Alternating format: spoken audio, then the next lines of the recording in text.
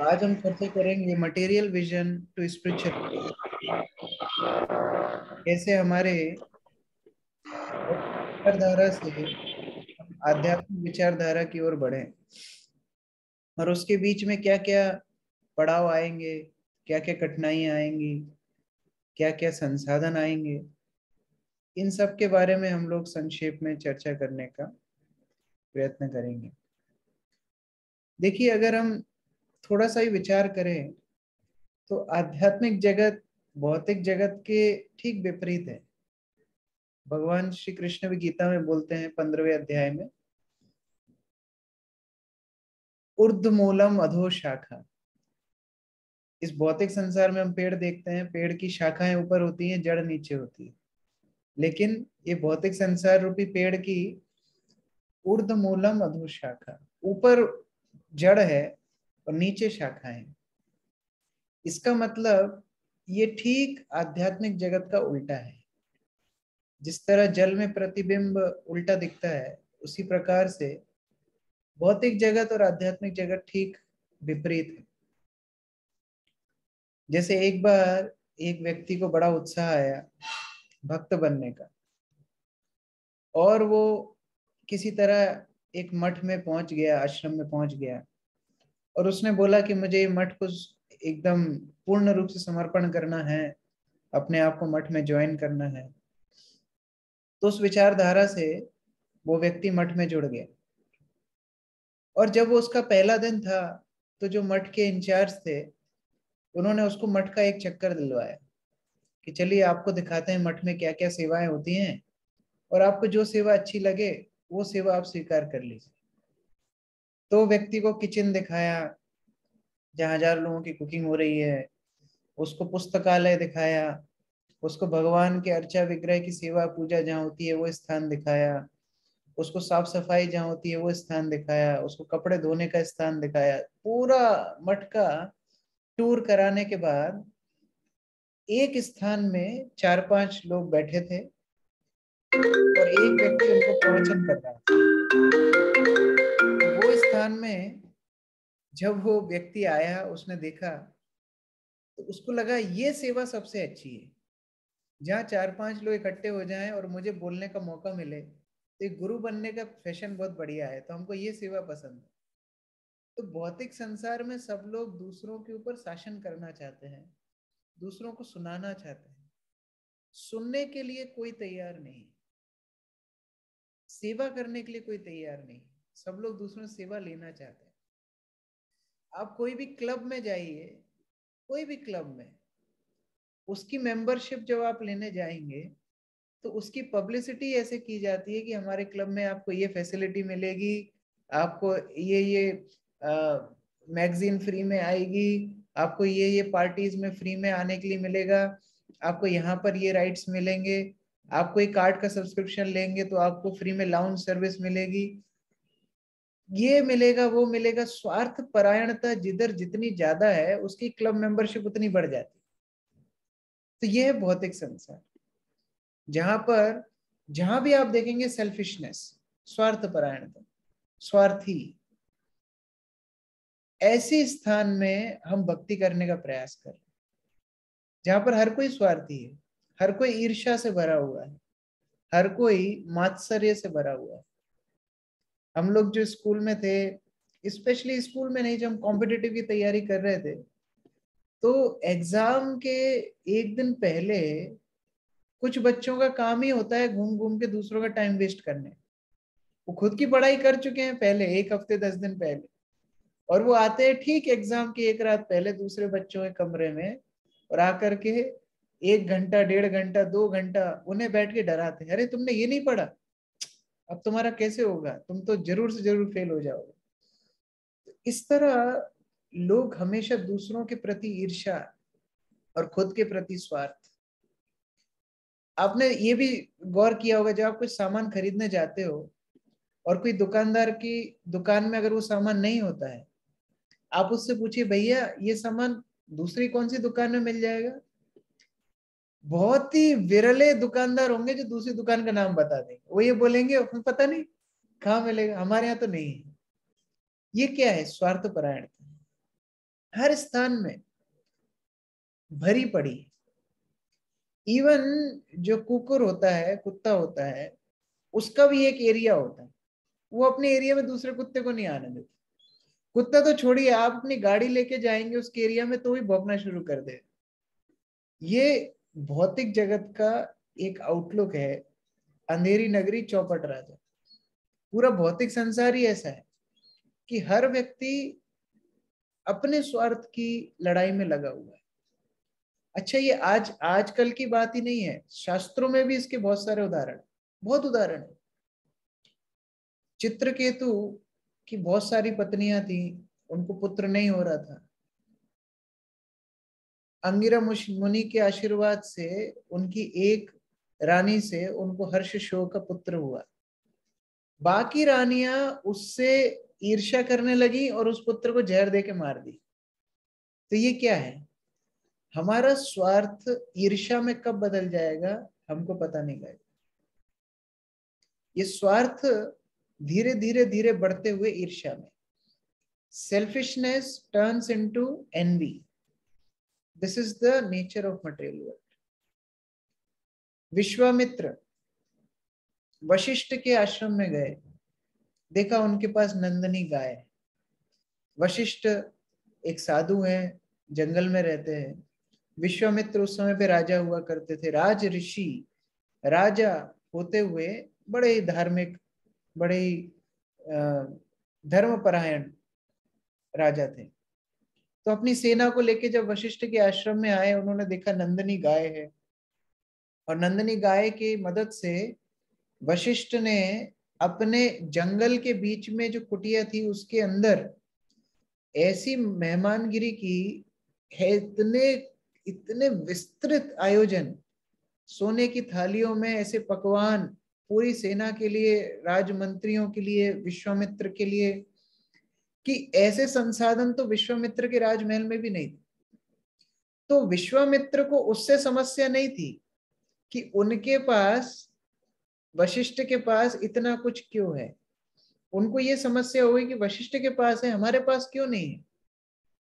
और उस कारण से विश्वामित्र लड़ाई करना शुरू कर देते हैं वशिष्ठ के साथ। और बाद में हम सब जानते हैं, ये तो विख्यात कहानी है, कैसे विश्वामित्र तपस्या करते हैं और एड़ी चोटी का दम लगा देते हैं वशिष्ठ जैसा ब्रह्म ऋषि बनने के लिए। तो शास्त्रों में भी कितनी सारी कथाएं हैं, महाभारत में कितनी कथा है। युधिष्ठिर का जब जन्म होता है और गांधारी को पता पड़ता है कि कुंती ने प्रथम पुत्र को जन्म दे दिया है, तो गांधारी गर्भवती अपने गर्भ पे मुष्टिका से प्रहार करती है और उसका गर्भपात हो जाता है। अब सोचिए, एक माता के लिए ये कार्य करना कितना कठिन है। एक गर्भवती माता जिसका 9 महीने का बेटा है पेट में, वो जन्म दे सकती है किसी भी दिन, वो ये खबर सुनती है कि उसकी देवरानी ने पहले पुत्र को जन्म दे दिया है, ये सुन के गांधारी अपने ही गर्भ पे आहत करती है, और उसके कारण एक मांस का पिंड गांधारी के गर्भ से जन्म लेता है, जिसको बाद में वेद व्यास 100 भागों में बांट के 100 कौरवों का जन्म देते हैं। तो कहने का अभिप्राय है कि एक माँ भी उस स्तर पे जा सकती है ईर्ष्या की। और आगे बढ़े, जब दुर्योधन बड़ा होता है और सुनता है कि राजसूय यज्ञ हो रहा है पांडवों के यहाँ, वो राजसूय यज्ञ पांडवों के यहाँ पर जब खुद उपस्थिति में देखता है, इतना विस्तृत आयोजन, इतना वैभव, इतने सारे राजाओं का समर्पण, और युधिष्ठिर की ख्याति कीर्ति बहुत ज्यादा बढ़ गई है, वो देख करके दुर्योधन आग बबूला हो जाता है और आकर के बोलता है शकुनी से कि शकुनी मामा थे उनके, दुर्योधन के, बोलते हैं मामा मैं आत्महत्या कर लूंगा। शकुनी बोलते हैं अरे, राजसूय यज्ञ यदि युधिष्ठिर कर सकते हैं तो आप भी तो कर सकते हैं, आपको किसने रोका है, आप भी कीजिए। युधिष्ठिर युधिष्ठिर जिस तरह राजसूय यज्ञ किया, आप भी राजसूय यज्ञ कीजिए। दुर्योधन बोलता है नहीं, या तो मैं मर जाऊंगा या पहले पांडवों को मरना होगा। दूसरे की सफलता देखी नहीं जा सकती, यह है भौतिक दृष्टिकोण। मटेरियल विजन, जिसकी शुरुआत है अहम ममेति, हम, हमारा, मैं, मेरा। ये आसक्ति जब तक रहती है तब तक हम लोग आध्यात्मिक स्तर को नहीं समझ सकते। One cannot see Krishna with material vision.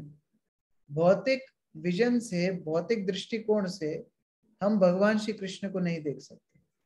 क्यों नहीं देख सकते? क्योंकि कृष्ण का नाम है अधोक्षज। अधोक्षज, अधो, जिनके सामने सारे इंद्रियों की चेष्टाएं अध है, नीची हैं, जिनके सामने किसी भी प्रकार की भौतिक चेष्टा किसी काम की नहीं है, वो है अधोक्षज। जिनको भौतिक इंद्रियों से समझा नहीं जा सकता, जिनको भौतिक आंखों से देखा नहीं जा सकता, जिनको भौतिक कानों से सुना नहीं जा सकता, जिनको किसी भी भौतिक इंद्रियों से ग्रहण नहीं किया जा सकता, वो है अधोक्षज। इसलिए भगवान श्री कृष्ण जब धरातल पे प्रकट रूप से लीला कर रहे थे, उस समय भी कई ऐसे लोग थे जिन्होंने भौतिक दृष्टि से भगवान को देखने का प्रयास किया। जैसे शिशुपाल, जन्म से ही कृष्ण में दोष देखता है, हर चीज में दोष देखता है।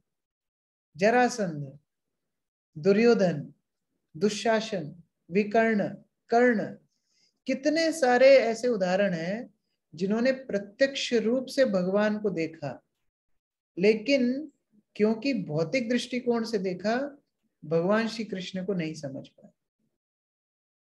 तो हमारे आध्यात्मिक जीवन में भी हम लोगों को इस चीज का बहुत ही ज्यादा ध्यान रखना चाहिए कि हम आध्यात्मिक पथ में आए हैं, हमारा दृष्टिकोण आध्यात्मिक बने, हमारा दृष्टिकोण भौतिक न रह जाए।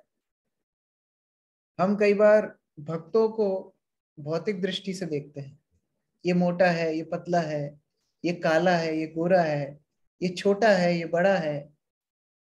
ये दृष्टिकोण से देखना भौतिक दृष्टिकोण। इसी तरह हम आचार्यों को, गुरु को भौतिक दृष्टिकोण से देखते हैं। हम आध्यात्मिक जो पंथाएं हैं, जप, कीर्तन, भजन, मंदिर में विग्रहों की सेवा, इन सबको भौतिक दृष्टि से देखते हैं। और तो और फिर ये भौतिक दृष्टि बढ़ती बढ़ती भगवान को भी भौतिक दृष्टि से देखने लगते हैं। इसलिए भौतिक दृष्टि से बाहर आके आध्यात्मिक दृष्टि को प्राप्त करना बहुत जरूरी है। जैसा कि मैं कक्षा के शुरू में बता रहा था, भौतिक संसार में जितने भी क्लब होते हैं, मित्र मंडल होते हैं, समाज की सृष्टि होती है, किसी भी आयोजन की सृष्टि होती है, उसकी एक ही नींव है स्वार्थ। क्या स्वार्थ है उसमें?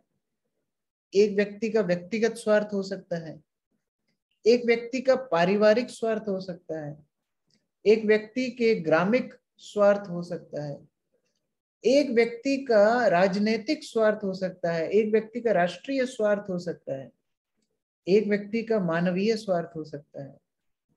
लेकिन कोई भी स्वार्थ से बाहर आकर के अगर भक्ति में प्रयास करेगा, तभी भक्ति की पंथा को समझ पाए। इसलिए जब हम आध्यात्मिक जगत में आते हैं, स्पिरिचुअल कम्युनिटी, आध्यात्मिक जो संसार है, आध्यात्मिक समाज है, भक्तों का समाज है, वो भक्तों का समाज आधारित होता है सेवा भाव पर। हम कैसे दूसरों की सेवा करें, निस्वार्थ सेवा। भौतिक जगत स्वार्थपरायण, आध्यात्मिक जगत सेवा पे, निस्वार्थ सेवा। तो अगर हम मोटा मोटी बोले भौतिक और आध्यात्मिक में क्या अंतर है? भौतिक है दूसरों का शोषण करना, जहां हम केंद्र हो, हमारा सुख केंद्रित हो। आध्यात्मिक क्या है? जहां भगवान केंद्र में हो, दूसरों की सेवा, भगवान की सेवा हमारे जीवन की मुख्य प्राथमिकता बने। और इसीलिए हमें जरूरत है, हमें आवश्यकता है, हमारे दृष्टिकोण को आध्यात्मिक बनाता। अब ये आध्यात्मिक दृष्टिकोण कैसे बनता है? आध्यात्मिक दृष्टिकोण बनता है श्रवण के माध्यम से। श्रवण, श्रोत पंथा, श्रुति। हम कितना आध्यात्मिक रूप से श्रवण कर रहे हैं। देखिए, कोई भी गंदी चीज, कोई भी जहरीला जानवर, जहरीली वनस्पतियां अंधेरे में पनपती हैं। आप कभी भी कोई भी बिच्छू हो, सांप हो, जहरीली वनस्पतियां हो, इनको दिन के प्रकाश में बीच में बहुत ही कम देखेंगे। लेकिन कहाँ जंगल हो, अंधेरा हो, झाड़ हो, अंधेरा, जहां किसी पत्थर का आवरण हो, वृक्षों की छाया हो, ऐसे स्थान में अंधेरे में हानिकारक चीजें, पदार्थ बढ़ती हैं। मनुष्यों में भी देखिए, चोर डाकुओं की शक्ति अंधेरे में बढ़ जाती है। दिन में बहुत कम लोग चोरी डकैती करते हैं, रात में उनकी शक्ति बढ़ जाती है। तो जहां अंधकार है वहां पर अविद्या है, वहां पर अनर्थ है, वहां पर दुष्व्यवहार है, वहां पर गलत आदतें हैं। इसीलिए हमको बोला है तमसोमा ज्योतिर्गमया, उस तमस से ज्योति में जाना है। वो ज्योति है आध्यात्मिक जगत, वो तमस है भौतिक जगत, और उस जाने की पंथा है श्रवण। देखिए, नींद से अगर किसी को जगाना है तो हम अलार्म भरते हैं, अलार्म सेट करते हैं। आज तक ऐसा अलार्म नहीं आया जो आपके ऊपर पानी छिड़क दे, ऐसा कोई अलार्म नहीं आया जो आपको हिलाने लगे, ऐसा कोई अलार्म नहीं आया जो आपकी जिह्वा में काली मिर्च रख दे, ऐसा कोई अलार्म नहीं आया। एक ही तरह के अलार्म है जो साउंड करेंगे और आप सुनेंगे और आप उठ जाएंगे। एक ही तरह के अलार्म। सोते हुए को यदि जगाना है तो ध्वनि का, श्रवण का एकमात्र माध्यम है। जनक महाराज ने एक बार अपनी सभा में आए हुए अष्टवक्र से पूछा कि महाराज, मैंने रात में स्वप्न देखा था कि मैं फकीर बन गया हूं, मैं भिखारी बन गया हूं। तो वो स्वप्न क्या सच है? आप इसके ऊपर थोड़ा प्रकाश डालिए। तो अष्टवक्र जनक महाराज से बोलते हैं, आपका वो स्वप्न मिथ्या है, वो झूठ है। आपने जो स्वप्न में देखा कि आप गरीब हो गए, आप दरिद्र हो गए, आप भिखारी हो गए, भिक्षुक हो गए, वो झूठ है, वो सच नहीं है। तो जनक महाराज बड़े खुश हो गए, अरे वाह, चलो हम भिखारी नहीं बनेंगे। लेकिन अष्टवक्र एक और बात जोड़ते हैं, और अभी आप जो सोच रहे हैं आप राजा हैं, ये भी झूठ है, ये भी एक स्वप्न है, ये भी मिथ्या है। तो एक सपना होता है जो हम सोते समय देखते हैं, एक सपना होता है जो हम आंख खोल के देख रहे हैं, दोनों ही झूठ है। ये दोनों ही झूठ से बाहर निकल के आध्यात्मिक ज्ञान को श्रवण के माध्यम से हमको सुनना है। इसलिए वेद बोलते हैं उत्तिष्ठ जागृत, उठिए, जागिए। पहले बोला उठिए, पहले तो उठो। जब अलार्म बजे तो पहले तो बिस्तर से उठो, फिर नींद खुलना सेकंड स्टेप है, जागृत है, जागना सेकंड स्टेप है, पहला तो है उठना। उसी प्रकार पहला काम है सुनना, और उस श्रवण के माध्यम से किस तरह जागृति हमारे हृदय में आती है, वो सेकंड स्टेप है। किस तरह साक्षात्कार हमारे हृदय में आता है, वो सेकंड स्टेप है। तो सबसे पहली स्टेप है सुनना। जब हम आध्यात्मिक ज्ञान को सुनते हैं, धीरे धीरे हमारा हृदय कल्मशों से मुक्त हो जाता है। धीरे धीरे हमारे अंदर एक निस्वार्थ भावना पैदा होने लगती है। धीरे धीरे अंदर आध्यात्मिक ज्ञान के प्रति रुचि बढ़ने लगती है, और हम दूसरों की कमियां कम देखने लगते हैं। मान लीजिए आप कुंभ मेला में नहा रहे हैं। कुंभ मेला में जहां 100-150 लोग नहा रहे हैं एक साथ, एक व्यक्ति दूसरे व्यक्ति को इंगित करके बोल रहा है, अरे देखो वो तो कितना गंदा है, उसके हाथ पे मिट्टी लगी है, उसके छाती पे साबुन लगा है, उसके बालों में मैल लगा है, और वो दूसरा व्यक्ति बोलता है नहीं नहीं देखो तुम्हारे बालों में भी तो मैल लगा है, तो उसकी दाहिनी भुजा पे मिट्टी लगी थी, तुम्हारी बाहिनी भुजा पे मिट्टी लगा है। तो तीसरा व्यक्ति बोलता है, अरे भैया आप दोनों ही तो नहा रहे हो, आप नहा रहे हो, कोई थोड़ा धुला है, कोई आधा धुला है, थोड़ा कोई पूरा धुला है, तो जब सभी लोग नहा रहे हैं तो थोड़े सभी गंदे हैं। तो भौतिक संसार में हम सभी के अंदर वो दोष है।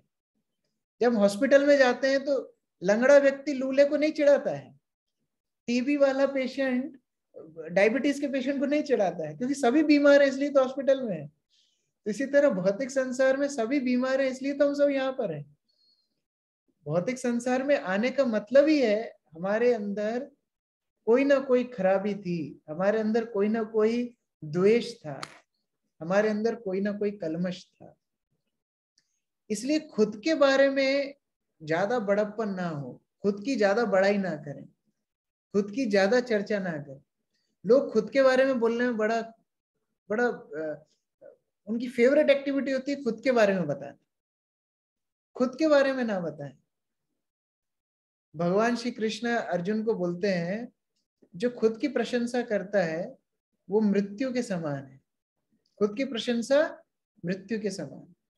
आपने एक कहानी महाभारत में सुनी होगी, एक बार जब युद्ध चल रहा था, कर्ण युधिष्ठिर महाराज को चुनौती देते हैं, अगर तुम सच्चे क्षत्रिय हो तो मुझसे युद्ध करो। कर्ण और युधिष्ठिर का घमासान युद्ध होना शुरू हो जाता है, और उसी के बीच में अर्जुन आते हैं, देखते हैं युधिष्ठिर को मदद चाहिए, तो अर्जुन कर्ण से युद्ध करने लगते हैं।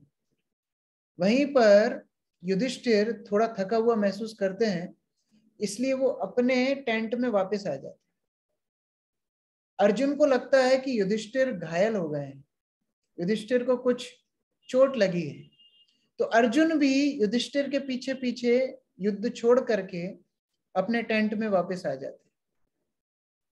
जब युधिष्ठिर अर्जुन को देखते हैं बड़े क्रोधित हो जाते हैं, अर्जुन तुम क्षत्रियों के नाम पर कलंक हो, तुम्हारा क्षत्रिय नाम रखना ही खराब है, तुम पांडवों के नाम पे कलंक हो, तुम पूरे कुरुवंश के नाम पे कलंक हो, तुम युद्ध भूमि से भाग करके आए हो, तो अपना गांडी फेंक दो।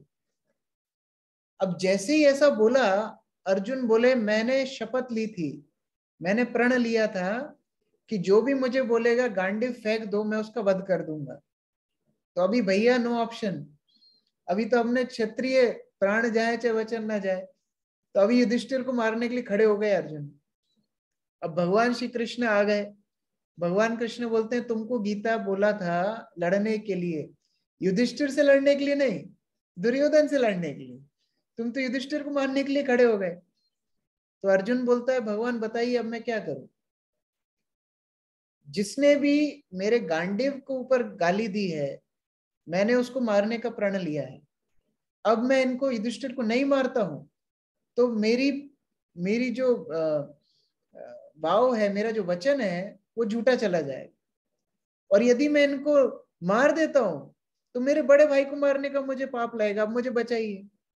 कृष्ण उस समय बोलते हैं देखो क्षत्रिय की निंदा मारने के समान होती है, तो तुम युधिष्ठिर की निंदा करो। तो अर्जुन के मन में जो भी था बचपन से, अब वो सब बोलना शुरू कर देता है, आपने जुए में हम सबको हरा दिया, आपकी वजह से हम वन वन भटके, आपको ये आपको वो, जो था मन में सब बोल दिया। अब जब ये सब बोल दिया तो एक तरह से युधिष्ठिर की मृत्यु हो गई, क्योंकि उनका अपमान हो गया। कृष्ण बोलते हैं प्रॉब्लम सॉल्व। अब अर्जुन डिप्रेशन में चले जाते हैं, अरे मैंने बड़े भैया को इतना बड़ा बड़ा बुरा बोल दिया, अभी क्या होगा, अभी तो मुझे मर जाना चाहिए, इतने देवतुल्य अपने भाई को मैंने इतने अपशब्द बोल दिए, इससे अच्छा तो मुझे मर जाना चाहिए, तो मैं आत्महत्या कर लूंगा। कृष्ण बोलते हैं मर गए, अभी एक को बचाया, अभी दूसरा मरने के लिए खड़ा हो गया। तो कृष्ण उस समय बोलते हैं अर्जुन खुद की कीर्ति बखान करो, खुद की बड़ाई करो, ये खुद की बड़ाई करना मृत्यु के समान है, आत्महत्या के समान। अपनी बड़ाई करो, तुम्हारी आत्महत्या एक तरह से हो जाएगी। तो अर्जुन फिर अपनी कीर्ति महिमा बोलते हैं, मैं, मुझसे बड़ा कोई धनुर्धर नहीं है, मैंने देवताओं से अस्त्र शस्त्र लाए, मेरी वजह से पांडव विजयी होंगे। इस तरह 4-5 सेंटेंस बोले, भगवान बोलते हैं बस बस बस, अब तुम मर से गए हो, क्योंकि तुमने अपने मुंह से अपना कीर्ति बखान कर दिया। तो अगर हम इस कैलकुलेशन से चलें तो पूरी दुनिया में लोग मरे हुए ही हैं, क्योंकि खुद की कीर्ति बखान करते हुए हम घूमते रहते हैं। इसीलिए भगवान बोलते हैं, मैं दीनहीन लोगों की मदद करता हूं, पतित पावन, दीनानाथ, उद्धारण, पतित उद्धारण, इस तरह भगवान के नाम है। भगवान के कैलकुलेशन ही उस हिसाब से चलते हैं, कौन आध्यात्मिक स्तर पे सोच रहा है, कौन भौतिक स्तर पे सोच रहा है। हमारे तिलक लगाने से, धोती कुर्ता पहनने से, माला करने से हम भगवान को बेवकूफ नहीं बना सकते। रावण किस वेश में आया था? रावण सीता के पास साधु वेश में ही आया था। इंद्र ने पृथु महाराज का घोड़ा साधु वेश में ही चुराया था। तो केवल वेश धारण करने से हम भगवान को बेवकूफ नहीं बना सकते। हमारी चेतना क्या है? क्या हम भौतिक दृष्टिकोण से सोच रहे हैं कि हम आध्यात्मिक दृष्टिकोण से सोच रहे हैं? आध्यात्मिक दृष्टिकोण केवल एक ही है, अहम कृष्ण नित्य दास। केवल एक ही दृष्टिकोण है, मैं कृष्ण का नित्य दास हूं। यही आध्यात्मिक दृष्टिकोण। मैं दास हूं, मैं सेवक हूं, मैं किंकर हूं। मेरा एक ही कर्तव्य है, कैसे मैं कृष्ण के भक्तों की सेवा करूं। और जो जितना इस तथ्य को समझ गया है, वो उतना ही आध्यात्मिक रूप से उन्नत है। और कोई डेफिनेशन नहीं है और कोई मापदंड नहीं है, एक ही मापदंड है, कितना हम कृष्ण की सेवा के लिए उत्सुक हैं। आप लोग जो साथ में इतना सुंदर प्रचार कर रहे हैं, इतने सुंदर भगवान की सेवा कर रहे हैं, जो भक्त जितना ज्यादा सेवा के प्रति उत्सुक है, जो भक्त जितना ज्यादा जिम्मेदारियां लेने के लिए तत्पर है, जो भक्त जितना ज्यादा समझ गया है कि मेरे जीवन का लक्ष्य है कृष्ण और कृष्ण के भक्तों की सेवा करना, वही आध्यात्मिक रूप से उन्नत हो रहा है।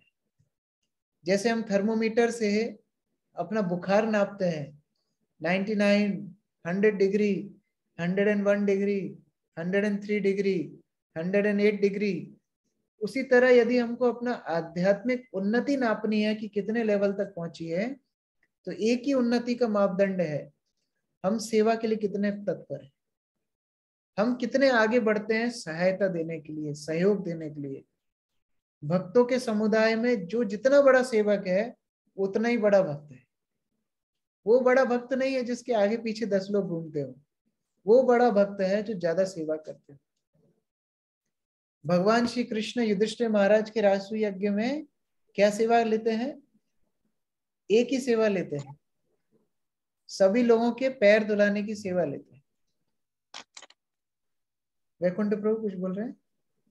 यस प्रभु जी, रिजॉइन करना पड़ेगा एक्चुअली, क्लास अभी हो जाएगा, एक बार आप खाली इन्फॉर्म कर दीजिए। ओके, तो हम लोग अभी ये एंड कर रहे हैं और आप लोग रिज्वाइन कीजिए, तो फिर हम 10-15 मिनट और कंटिन्यू कर सकते हैं। हरे कृष्ण।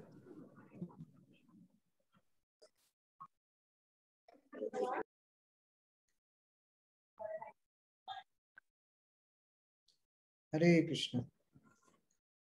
तो हम लोग चर्चा कर रहे थे कि कैसे सेवक भाव रखना आध्यात्मिक उन्नति का लक्षण है।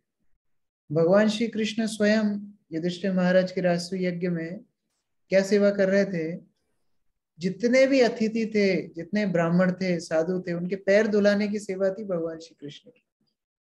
तो जो जितना है, और जो सबसे महत्वपूर्ण काम भौतिक संसार में समझा जाता है, जिसके पास धन का हिसाब हो, जिससे सब पैसे मांगे, वो हिसाब कौन कर रहा था? दुर्योधन कर रहा था। वो दुर्योधन की सेवा थी कि धन कोष का अध्यक्ष था दुर्योधन, और पैर धुलाने की सेवा किसकी थी? भगवान श्री कृष्ण की थी। तो ये भौतिक संसार से आध्यात्मिक जगत ठीक उल्टा है। यहाँ जितना ज्यादा हम सेवा भाव रख सकें, दूसरों को आगे बढ़ा सकें, वो हमें भक्ति में उन्नत बनाता है। आध्यात्मिक जगत का वर्णन आपने सुना होगा कि आध्यात्मिक जगत में मात्सर्यता छू भी नहीं सकती। इतना प्रेम एक दूसरे से भक्त लोग करते हैं कि जब भौरा अपना ध्वनि करता है, भौरे की ध्वनि कैसी होती है? ज्यादा मधुर नहीं होती है। आप 2-3 मिनट भौरा अगर आपके कान के पास भंडराता रहे तो आप कुछ भी काम नहीं कर पाएंगे। तो भौरे की ध्वनि जब आती है तो कोयल भी शांत हो जाती है। कोयल भी सोचती है आध्यात्मिक जगत में कि अरे भौरा भी भगवान को कुछ सुनाना चाहता है, तो हम थोड़े देर के लिए शांत हो जाते हैं, जिससे भौरा अपना गीत भगवान को सुना सके। तो इतनी मात्सर्यता से इतना दूर, स्वार्थता से इतना दूर आध्यात्मिक जगत है। और ये तो भौरे की बात है, कोयल की बात है। हम बात करें स्वयं महाभाव स्वरूपिणी श्रीमती राधा रानी जो सभी भक्तों में सर्वश्रेष्ठ हैं, वो राधा रानी का भाव भी क्या है? चैतन्य चरितामृत में वर्णन है। राधा रानी बोलती हैं कि यदि कृष्ण को किसी और गोपी के साथ ज्यादा आनंद मिलता है तो मैं उस गोपी के घर पे दासी रूप से नित्य रूप सेवा करने के लिए तैयार हूं, लेकिन कृष्ण को ज्यादा सुख मिलना चाहिए। मैं कृष्ण के साथ रहूं चाहे नहीं रहूं वो बड़ी बात नहीं है। कृष्ण को ज्यादा सुख अगर मिलता है किसी गोपी के साथ, मैं उस गोपी के घर में नित्य रूप से दासी सेवा करने के लिए तैयार हूं। ये राधा रानी का स्वभाव है। ये आध्यात्मिक जगत है जहां कोई भी गुरु नहीं बनना चाहता। हम लोग इंग्लिश में प्रभुपाद ने नाम दिया है डिसिप्लिक सक्सेशन। डिसिप्लिक सक्सेशन ये डिसाइपल्स की एक कड़ी है। इसमें सब शिष्य ही हैं, कोई गुरु नहीं है।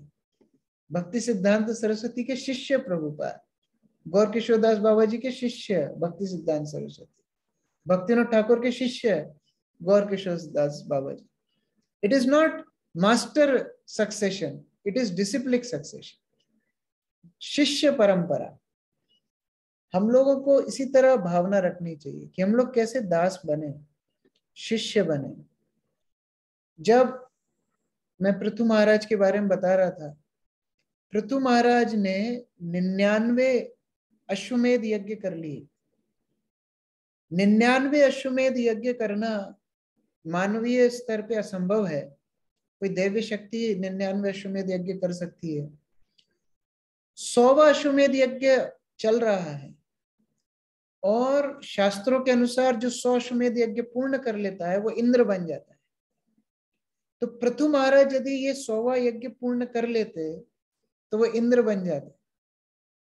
और उसी समय पे ब्रह्मा जी आकर के बोलते हैं कि पृथु महाराज आप ये यज्ञ बंद कर दीजिए, क्योंकि इंद्र इनसिक्योर फील कर रहा है। इंद्र को लग रहा है कि आप उसका आसन छीन लेंगे, तो आप ये 100वां यज्ञ मत कीजिए। पृथु महाराज ने बिना सोचे समझे 100वां यज्ञ बंद कर दिया, क्योंकि ब्रह्मा जी ने उनको बोला और इंद्र को तकलीफ हो रही थी, तो इंद्र को भी तकलीफ नहीं होना चाहिए। ये बात सुन के भगवान विष्णु स्वयं प्रकट हो गए। तो क्या अच्छा था, 100 यज्ञ करके इंद्र बनना अच्छा था कि 99 यज्ञ करके भगवान विष्णु यज्ञ पुरुष, जो यज्ञ जिनकी संतुष्टि के लिए होता है, वो स्वयं यज्ञ पुरुष आकर के सामने खड़े हो गए, वो अच्छा है। तो ये भगवान सामने। Very good. ये भौतिक और आध्यात्मिक में ये अंतर है। यहाँ हम केंद्र में कभी भी नहीं होते, यहाँ भगवान हमेशा केंद्र में होते।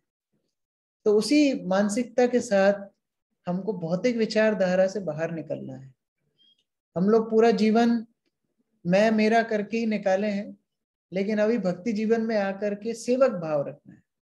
हमारी एक ही पहचान है कि हम कृष्णदास हैं, चाहे कुछ भी नाम हो, बैकुंठ दास हो, जगदीश गोविंद दास हो, कृष्ण किशोर दास हो, कोई भी दास हो, सभी दास ही है। कोई स्वामी नहीं है, सब दास हैं। तो हमारा काम ही है दास बनना, और उसी उद्देश्य से हम आगे बढ़ते हैं। आज हम छोटे दास हैं, बाद में हम बड़े दास बनेंगे। बड़े दास मतलब ज्यादा भक्तों के दास। जितने भक्तों की ज्यादा सेवा कर सकते हैं उतने ही आप भक्ति में उन्नत हैं। उसी विचारधारा से हमको भक्ति में आगे बढ़ना है, और उसी से हम भगवान की कृपा को आकृष्ट कर पाएंगे। कई लोग भक्तों के पास जाकर के बोलते हैं प्रभु जी कृपा दीजिए। कई बार तो पैर छू लेते हैं, पैर पकड़ लेते हैं, गिरा देते हैं प्रभु जी को पैर पकड़ पकड़ के, लेकिन क्या मांगते हैं? कृपा मांगते हैं। कृपा ऐसे नहीं मिलती। कृपा कैसे मिलती है? सेवा से मिलती है। जितनी ज्यादा सेवा हम करेंगे उतनी ज्यादा कृपा हमको बाय डिफॉल्ट मिल जाएगी। तो उसी विचारधारा से हमको भक्ति में आगे बढ़ना है। ये दास भाव पकड़ के रखना है, और उससे भगवान हमारे ऊपर बहुत ज्यादा प्रसन्न होंगे और सेवा का अधिकार देंगे। सेवा अधिकार दीजो करो निज दासी। ये आध्यात्मिक जगत का खजाना है, भगवान और भगवान की भक्तों की सेवा। तो उस आध्यात्मिक दृष्टिकोण से अगर हम बढ़ पाएंगे तो भक्ति जीवन बहुत ही आनंदित एक पंथा बन जाएगी। यहाँ पर हर वाक्य एक गीत बन जाएगा, जहाँ हर चाल नृत्य बन जाएगी, जहाँ हर गति भगवान की भक्ति बन जाएगी। तो उस तरह विचारधारा के साथ हम लोग यदि आगे बढ़ेंगे तो भक्ति जीवन को ठीक रूप से आनंद महसूस कर पाएंगे। हरे कृष्ण। जगत गुरु श्रील प्रभुपाद की जय। समवेत भक्त वृंद की जय। निताई गौर प्रेमानंदे। हरि हरि बोल। हरे कृष्ण। किसी का कोई प्रश्न है या कोई कुछ बोलना चाहते हैं तो बोल सकते हैं। अशोक प्रभु। हरे कृष्णा प्रभु जी, दंडवत प्रणाम प्रभु जी। जैसे एक क्वेश्चन था प्रभु जी, जैसे गीता का श्लोक है, भगवान बोल रहे हैं कि निष्काम कर्म, यानी जो कर्म कर रहे हो उसके फल की इच्छा मत करो। और जैसे अभी आप भौतिक मतलब भौतिक और आध्यात्मिक जगत के बारे में बता रहे थे, तो मुझे एक क्वेश्चन था मेरा। तो जो भौतिक लोग हैं वो निष्काम कर्म कर रहे हैं, जैसे कुछ नेता या जो कुछ लोग हैं वो अपने लिए कुछ नहीं कर रहे लेकिन लोगों की भलाई के लिए कर रहे हैं। तो और वो कृष्ण भावनावत में नहीं है लेकिन वो भलाई लोगों के लिए कर रहे हैं, तो उनकी गति क्या होगी फिर? निष्काम कर्म का अर्थ ये नहीं होता है कि खुद के लिए नहीं, दूसरों के लिए। प्रभुपाद बताते हैं दो तरह की स्वार्थता होती है। एक होती है सेल्फिशनेस, पर्सनल सेल्फिशनेस। एक होती है एक्सटेंडेड सेल्फिशनेस। एक्सटेंडेड सेल्फिशनेस क्या होती है? जैसे मैंने प्रवचन में बताया, कई लोग परिवार के लिए करते हैं, तो मेरा परिवार, वो मेरा परिवार जुड़ा हुआ है उसमें। कई लोग समाज के लिए करते हैं, मेरा समाज जुड़ा हुआ है उसमें। कई लोग देश के लिए करते हैं, तो मेरा देश जुड़ा हुआ है उसमें। कई लोग मानव जाति के लिए करते हैं, तो क्यों मैं मानव हूं इसलिए मेरी मानव जाति। कई लोग पशुओं के लिए करते हैं, क्यों मैं इस पशु को पसंद करता हूं, मैं कुत्ते को पसंद करता हूं इसलिए कुत्ते के राइट्स, डॉग राइट्स। मैं गाय को पसंद नहीं करता हूं इसलिए गाय भले कैसे ही घर में चली जाए। तो ये मेरा कहीं ना कहीं जुड़ा हुआ है। तो हम नेताओं से पूछें कि उनका स्वार्थ क्या है? कुछ तो स्वार्थ है, तो इसलिए वो निष्काम कर्म नहीं है। निष्काम कर्म कहाँ होता है? निष्काम कर्म होता है केवल कर्म योग के द्वारा, जहां पर हम कर्म तो करते हैं लेकिन कर्म के फल कभी भी मेरे या मेरे से संबंधित लोगों के लिए नहीं, भगवान के लिए। अगर उसमें भगवान की ऊपर निर्भरता नहीं है तो वो निर्भरता ना होने के कारण वो कर्म कांड ही रहेगा, वो निष्काम कर्म कभी नहीं बनेगा।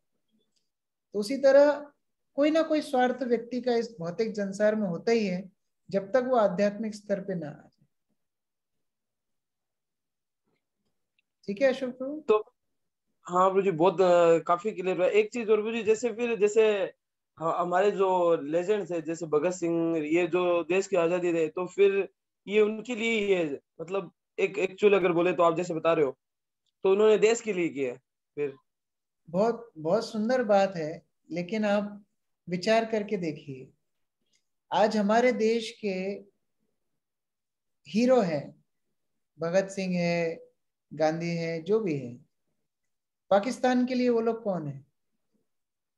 वो दुश्मन, हाँ हाँ, दुश्मन ही हुए। अमेरिका के लिए वो लोग कौन है? साउथ कोई नहीं अफ्रीका हो के तो। लिए वो लोग कौन है? हमारा विचार है आध्यात्मिक आत्मा के स्तर, वसुधैव कुटुंबकम। भगवान श्री कृष्ण जो अर्जुन को उपदेश दे रहे हैं, शुरुआत इससे कर रहे हैं, तुम शरीर नहीं तुम आत्मा हो। मान लो एक पाकिस्तानी और एक भारतीय है, दोनों सीमा पे लड़ रहे हैं, सैनिक, और दोनों एक दूसरे की तरफ भाग रहे हैं, और दोनों ने एक दूसरे के अंदर एक एक छुरा घोप दिया और दोनों उस समय पे मर गए। तो क्योंकि भगवान बोलते हैं यम यम आप वापि स्मरण भावम, जो आप अंत समय पे चिंतन करेंगे अगला जीवन वही बन जाएगा। तो वो भारतीय सैनिक ने मरते समय किसको देखा? पाकिस्तानी सैनिक। पाकिस्तानी सैनिक ने किसको देखा? भारतीय सैनिक को। भारतीय। अगला जन्म कैसा हो गया? अदला बदली हो गई। अब क्या करेंगे? अब क्या करेंगे? फिर सही से है। एक दूसरे को मारेंगे। शारीरिक स्तर पे जब तक सोचेंगे ना, तब तक परफेक्शन नहीं आ सकती, तब तक स्वार्थ है, कुछ ना कुछ स्वार्थ है। उस स्वार्थ से हमको बाहर निकलना। इसलिए भक्ति सिद्धांत सरस्वती ने प्रभुपाद को बोला था, आप स्वतंत्रता संग्राम में जुड़िए, भारत को स्वतंत्र कराइए, लेकिन शासक बदल जाएंगे, परिस्थिति नहीं बदलेगी। आपको क्या लगता है, अभी भारत के 70 साल से भारतीय राजनीति है, भारतीय लोग भारत पे शासन कर रहे हैं, परिस्थिति सुधर गई क्या? नहीं गुरुजी, सही है, नहीं सुधरे। तो फिर जब तक कृष्ण भावनामृत नहीं आएगा, जब तक राम नहीं आएंगे, राम राज्य नहीं हो सकता। ये सही है। समस्या क्या है? राम राज्य की अपेक्षा है, राम को नहीं चाहिए, वह नहीं चलेगा। इसलिए मैं बोल रहा हूं, जब तक हमारा आध्यात्मिक दृष्टिकोण नहीं होगा ना, तब तक स्वार्थ, कुछ ना कुछ स्वार्थ हमेशा रहेगा। ठीक है, बहुत बहुत धन्यवाद गुरुजी, मेरा भी आज काफी क्लियर हुआ है कि मेरे को किधर, मतलब मेरा भी गोल क्या होना चाहिए। हरे कृष्ण। हरे कृष्ण। और कोई प्रश्न?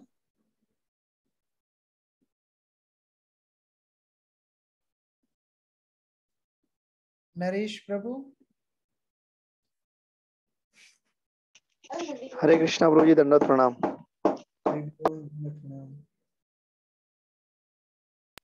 प्रभु जी, मेरा प्रश्न ऐसा था कि जैसे कि स्वार्थ की बात आ रही है, तो हमारे अंदर तो स्वार्थ, तो भौतिक जगत में तो हमारे अंदर स्वार्थ तो रहेगा ही, तो उसका हम लोग भौतिक जगत में, मतलब आध्यात्मिक जगत में उस स्वार्थ को कैसे हम लोग मतलब फायदा ले सकते हैं? कि हम लोग किस प्रकार में, जिससे हमको स्वार्थ है कि हम लोग भौतिक जगत में कि मेरा है, मेरा हम लोग करते हैं कि हम लोग ये करेंगे तो हमारा ही फायदा होगा, तो आध्यात्मिक जगत में भी इसी स्वार्थ का हम लोग कैसे फायदा उठा सकते हैं? इसमें भागवत में बताया है, ये जो मैं मेरा करने की आदत है हमारी, प्रसंगम अजरम पाशम, ये जो आसक्ति, मेरा है मेरा है मेरा है, ये आसक्ति की जो आदत है, वो नरक में भेजने वाली आसक्ति है, वो नरक में भेजेगी। लेकिन ठीक वही आसक्ति, वही स्वार्थ, वही मेरापन, वही अपनापन एक साधु के ऊपर हो जाए, तो वो मोक्ष द्वारम अपावृतम, वो वैकुंठ जगत के द्वार खोल देता है। तो अगर आपको ये मानना ही है कि ये मेरा है, तो एक साधु पुरुष को मान लीजिए कि मेरा है, प्रभुपाद मेरे हैं, ये परंपरा मेरी है, कृष्ण मेरे हैं, और इनकी सेवा मेरा अधिकार है, ये लालच रखिए। रूप गोस्वामी बोलते हैं लौल्यम एकमात्र मूल्यम, ये लालच यदि हमारे अंदर होगा तो कृष्ण भावनामृत मिलेगी। क्या लालच? कृष्ण सेवा की लालच, गुरु को प्रसन्न करने की लालच। आसक्ति किससे हो? गुरु से हो, कृष्ण से हो। तो हम उस स्वार्थ को, उस आसक्ति को आध्यात्मिक जगत में भी इस्तेमाल कर सकते हैं। कैसे?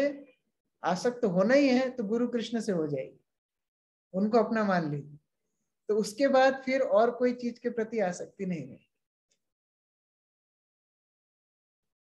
ठीक है नरेश प्रभु? ओके आशीष प्रभु। हरे कृष्णा प्रभु जी, दोनों प्रणाम। Hare Krishna. Thank you very much Prabhu ji, इतना अच्छा क्लास के लिए। जैसे अभी आपने बताया कि वो राधा रानी के बारे में आपने बताया कि राधा रानी बोलती है कि अगर कोई और गोपी भगवान को ज्यादा पसंद है तो मैं उनके यहाँ सेवा करने को तैयार हूँ। मुझसे एक चीज याद आया। कुछ समय पहले प्रभु जी एक भक्ति है जो 3-4 साल से प्रैक्टिस कर रहे हैं, वो भी उनसे मेरा डिस्कशन हो रहा था, तो वो बता रहे थे कि कभी कभी मुझे ऐसा फील होता है कि ये 16 मतलब दूसरों को देख के, जो दूसरे भक्त है उनको देख के लगता है ऐसा कि मैं कृष्णा की भक्ति मैं करता हूँ तो ये क्यों करते हैं, कृष्णा तो मेरे हैं। तो इस सिचुएशन को प्रभु जी क्या बोलेंगे? मैं उनको क्लियर नहीं कर पाया। मैंने बोला कभी अगर मौका मिलेगा किसी से समझूंगा कि उनको ऐसा फील होता है कि कृष्ण तो मेरे हैं, मैं कृष्ण की भक्ति करूँ, तो ये कैसे कर रहे हैं, कृष्ण तो मेरे हैं। तो इस चीज को क्या बोलेंगे? देखिए, इसके दो दो पहलू हैं। एक तो इस तरह की विचारधारा का अर्थ है कि उनका ज्ञान थोड़ा अपूर्ण है। कृष्ण व्यक्तिगत रूप से हमारे हैं, मेरे कृष्ण बोलना गलत नहीं है, लेकिन कृष्ण हमारे तरह सीमित नहीं है। जैसे हम एक ही व्यक्ति को एक समय पे अटेंशन दे सकते हैं, हम हर व्यक्ति को हर समय पे अटेंशन नहीं दे सकते, लेकिन केवल कृष्ण के पास ही ये शक्ति है कि वो हर व्यक्ति के साथ एक ही समय पर पूर्ण रूप से उपस्थित रह सकते हैं। मेरे कृष्ण मेरे पास हैं, आपके कृष्ण आपके पास है, हर व्यक्ति के कृष्ण उनके साथ व्यक्तिगत रूप से पर्सनल कृष्ण है। तो मेरा कृष्ण संबंधित जो भी सेवा पूजा है उसको कृष्ण मेरे लिए एक्सक्लूसिव अटेंशन दे रहे हैं, लेकिन इसका मतलब ये नहीं है कि कृष्ण दूसरे के साथ नहीं रह सकते। और यही अभिमान होने के कारण कृष्ण रास लीला से गायब हो गए थे। गोपियों को यही तो अभिमान था, कृष्ण मेरे साथ ही नाच रहे हैं बस। हर गोपी के साथ कृष्ण थे, लेकिन गोपियों को क्या लगने लगा कि कृष्ण तो केवल मेरे साथ ही है। तो ये अभिमान के कारण कृष्ण रासलीला छोड़ के गायब हो गए। और जब कृष्ण गायब हो गए तब गोपियों का विषाद, उनका विलाप, उनका शोक एक साथ जुड़ के, जैसे मानो संकीर्तन हम करते हैं वैसे एक साथ गोपियां गोपी गीत गा रही हैं, विलाप कर रही हैं, तब कृष्ण दोबारा प्रकट हुए। तो उसी तरह हम लोग अपने स्तर पे सोच सकते हैं कि अरे कृष्ण तो मेरे हैं, बाकी लोग कैसे भक्ति कर रहे हैं। ये स्तर एक छोटा स्तर है, लेकिन कृष्ण इसको पसंद नहीं करते। कृष्ण चाहते हैं कि हम लोग अपने आप को दीनहीन समझें। कृष्ण मेरे हैं, लेकिन कृष्ण मेरे से ज्यादा उन भक्तों के हैं जो कृष्ण को ज्यादा प्रिय है। जैसा आपने खुद ने बोला, राधा रानी का जो भाव, कृष्ण किसको पसंद करते हैं? आप तो कृष्ण को पसंद करते हैं, लेकिन कृष्ण किसको पसंद करते हैं? जैसे मान लीजिए आप दाल बाटी पसंद करते हैं, या क्या बोलते हैं सूरत का क्या फेमस है, ढोकला। ढोकला ढोकला मुझे। आप ढोकला पसंद करते हैं, लेकिन कृष्ण तो करेला पसंद करते हैं। तो आपकी पसंद से खिलाएंगे कि कृष्ण की पसंद से खिलाएंगे? यही अंतर है पूजा में और भक्ति में। पूजा में क्या होता है, जो कर्मकांडी पूजा होती है, हमारी इच्छा है हम ये अनुष्ठान करें। भक्ति में ऐसा नहीं होता है। भक्ति में हम ये देखते हैं कृष्ण क्या चाहते हैं, वो हम करते हैं। तो उसी स्तर से हमको ऊपर उठना है। दूसरा पहलू इसका ये है, कई बार भक्त लोग कृष्ण के प्रति इतने आसक्त हो जाते हैं कि कृष्ण से एक व्यक्तिगत संबंध जोड़ लेते हैं। जैसे मीराबाई, मेरे तो गिरधर गोपाल दूसरो ना कोई। तो उस स्तर में यदि कोई है तो वो बात कर सकता है, लेकिन हमारे आपके स्तर में पहली कंडीशन ही होती है कि हम लोग दूसरों से केवल ईर्ष्यालु है और भगवान को सीमित समझ रहे हैं। हमारा ज्ञान भगवान के प्रति बहुत कम है। तो ये स्तर से हमको आगे बढ़ना है। Okay, thank you Prabhu ji, thank you very much. Hare Krishna. ठीक है, अभी समय 10 बज चुके हैं। आप लोगों का बहुत समय मैंने ले लिया, तो कुछ गलत बोला हो तो आप क्षमा कर दीजिए। और वैकुंठ प्रभु समापन कर सकते हैं उनके आशीष वचन बोल के। Thank you so much Prabhu जी, बहुत ही बढ़िया क्लास था। स्पेशली जो आपने तीनों प्रश्नों के जो उत्तर दिए, इट वाज एक्सट्रीमली वंडरफुल। मतलब बहुत ही बढ़िया थे। उससे काफी सारी चीजें, मतलब भले जिन्होंने प्रश्न किए, क्लियरिफिकेशन हर एक को हुआ और हर एक को बेनिफिट मिला होगा ये आपकी क्लासेस का। Thank you. हम लोग बहुत जल्दी ऐसे common classes once in a month जरूर रखेंगे। Thank you so much Prabhu ji. प्रणाम। हिज ग्रेस कृष्ण किशोर प्रभु की जय। प्रभुपाद की जय। इंडोली भक्त वृंद की जय। हरे कृष्ण। हरे कृष्ण।